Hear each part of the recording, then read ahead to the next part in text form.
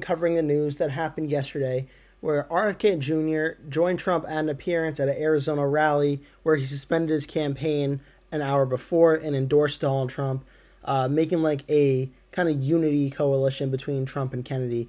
And I decided to cover this topic in this video today, and I'm just going to show the polls at the end of the video, so stay tuned for that if you're interested. But this video will mainly just be going over this news. So, Robert F. Kennedy joined President Trump on stage at his Friday rally in Glendale, Arizona, hours after the third-party candidate announced he was suspending his presidential campaign and would be endorsing Donald Trump. Kennedy and Trump said, quote, "We are both in this to do what's right for the country," Trump told his crowd in Arizona with RFK standing beside him, adding that if he wins the presidency, Trump would establish an independent presidential commission on assassination attempts that would also be tasked with releasing all remaining documents related to the assassination of former President John F. Kennedy, RFK Jr.'s uncle, who was killed, unfortunately, in 1963. Trump said, "He is a phenomenal person, a phenomenal man who loves the people of this country," Trump added of RFK Jr. And it goes on to say the former long shot candidate said he had more than one meeting with Trump starting last month in which they talked about things that do not separate us because we don't agree on everything, but in the values and issues that bind us together. And one of the issues was having safe food and ending the chronic disease epidemic. Kennedy added of Trump, "Do you want a president who's going to protect America's freedoms and who's going to protect us against totalitarianism? Do you want a safe environment for your children? Do you want to know the food you're feeding them is not filled with chemicals and that are going to give them cancer and chronic disease? And don't you want a president to make America healthy again?" Trump added that RFK Jr., quote, "did very well in the polls, but the two-party system made it very tough for his candidacy," one of the big messages that RFK has been saying for months now. Trump also made a direct pitch to Robert F. Kennedy Jr. supporters, saying, "All who supported Bobby's campaign, I very simply ask you to join us in building this coalition. It is a beautiful coalition in defense of liberty and safety, prosperity and peace. It's going to be an incredible coalition, and the relationship has been so good for so long. I have no doubt it's going to work and work well, but we have to win. We have to take our country away from these people that are going to destroy our country." And also, Trump and RFK Jr.'s rallied a capacity crowd in the same arena where Vice President Harris and her running mate Tim Walz held a rally earlier this month. RFK Jr., as I mentioned, endorsed Trump earlier in the day on Friday, saying he planned to set off the ballot in red and blue states so people could vote for him there, but remove his name from the battleground states, giving Trump a better shot at winning those places. "Three causes drove me to enter this race in the first place, and those are the principal causes that persuaded me to leave the Democratic Party and run as an independent and now throw my support at President Trump. The causes were free speech, war in Ukraine, and the war on our children." Kennedy said that the Democratic National Committee waged continued legal war on both Trump and himself, while also accusing the DNC of running a sham primary that prevented a serious primary challenge to President Biden before he secured the Democratic nomination and dropped out in July and endorsed Harris.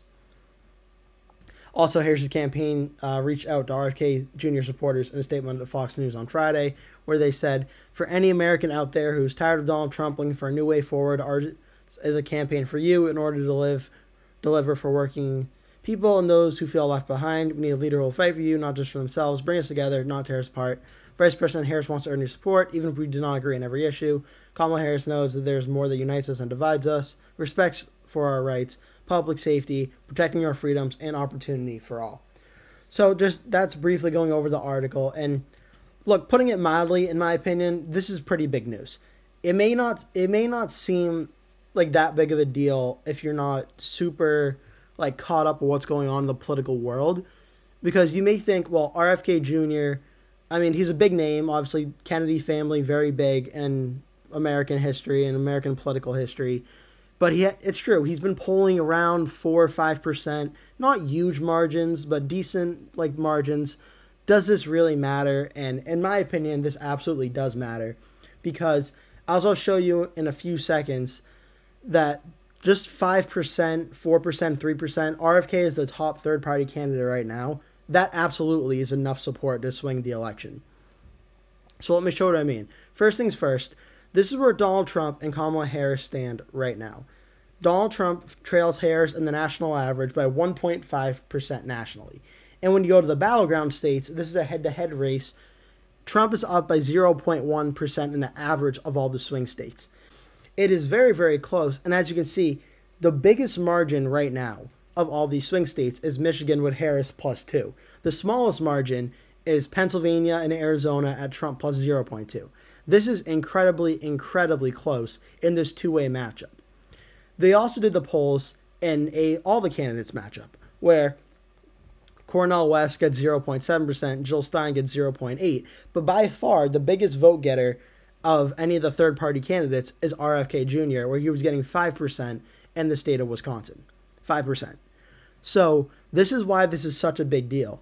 Kennedy endorsing Trump, at very least, will probably give some of Kennedy's support and voters to Trump. The question I mentioned in my last video, and question I'm saying again, is it'll be interesting to see just how much of RFK's support follows him to support Trump. That will be the question, and that's something we're going to have to watch for going forward.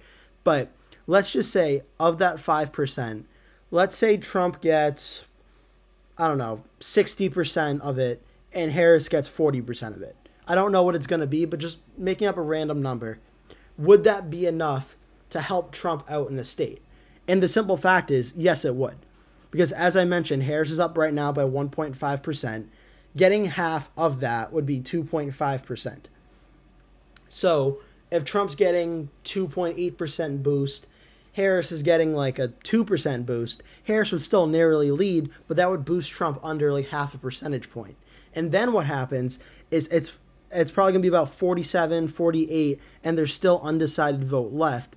This is a situation where just a few thousand votes gained, a few percentage points gained, is enough to boost Trump to get enough votes to narrowly win the state.